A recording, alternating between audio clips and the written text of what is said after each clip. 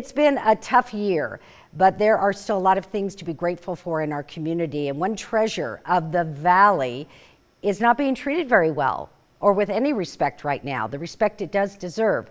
Table Rock and the surrounding area is what I'm talking about. Trash, graffiti, and bad damage to the land are just some of the things Table Rock managers and volunteers continue to see. Joe Paris joins us with perspective on the issues and the strong message to the community from those that care for Table Rock. So Joe, I turn it over to you right now.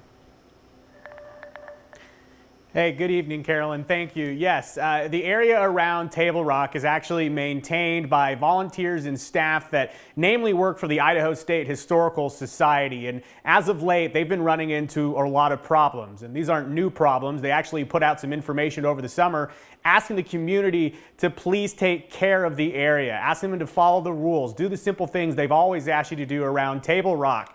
Well, now that we're in the spirit of giving and the season of thanks, they're asking people to reflect on a great gift that's right here in our backyard in the valley. That's Table Rock. But they know that people, they do respect it and they do love the area.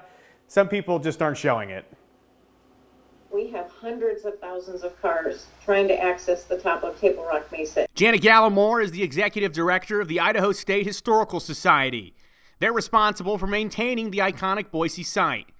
Gallimore says lately they've seen more issues, mostly from people heading up to the area after dark. Huge amounts of traffic congestion, graffiti, drug paraphernalia, signs run over, signs defaced, even the Table Rock cross defaced with graffiti.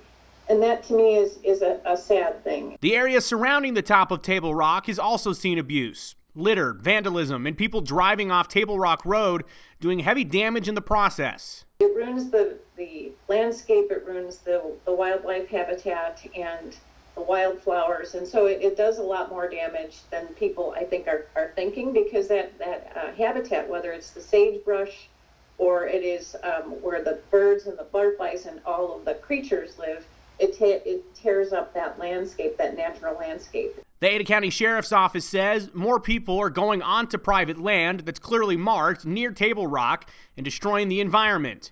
They're looking for the driver of a white SUV that went off-road and put large ruts on private property near Table Rock Road earlier this month. It's not necessary, and it's not necessary for people to drive their big four-wheel drive vehicles across that land at all. The damage is very expensive to take care of and naturally takes years to repair back to form. Sarah Arkle oversees trails, including the area around Table Rock for the City of Boise Parks and Rec Department. She says another problem they see is people ignoring signs and going on muddy trails that are marked off. Like they ask the community every fall and winter, Arkle asks people to only use established trailheads and trails that are open. Gallimore says in this season of thanks, she's calling on the community to think about the gift of Table Rock and the community responsibility to take care of it so future generations can enjoy it. We want that experience to be nice for everyone. And so if we can all help to avoid and minimize damage, then that gift comes back to all of us in terms of accessibility that is beautiful and peaceful, and especially this time of the year, something that we all need. Again, these are incidents that are namely happening after dark, so these aren't really families that are going up there on hikes during the day, the people you would see when Table Rock is open. So they're asking people to please respect the area of Table Rock and around Table Rock. If you bring something up there with you, bring it out with you as well. In terms of the hiking trails around Table Rock, that Ridge to Rivers system, they're asking people to check out their website and their Facebook page this time of year, because there are trails that are muddy. We talked about the soil on a lot of those trails, very vulnerable to all kinds of conditions, and if people are on those trails and they're not in top condition, Carolyn, it damages them permanently. Yeah, big ridges that you get there, and it's terrible. I use that area so much when it's dry. But Joe, I am really bummed to see this and hear about it. I didn't realize that much graffiti and litter was going on up there, but you say it's mostly at night.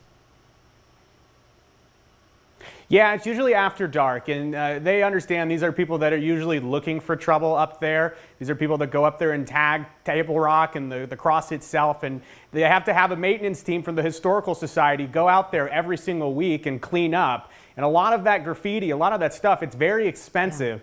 It's money that shouldn't have to be spent on cleaning an area, Carolyn, that we know this community does respect. I agree. It is a gift to all of us. Not very many cities have that kind of treasure up above that you can access so easily. Joe, thank you for your report. It was really meaningful today.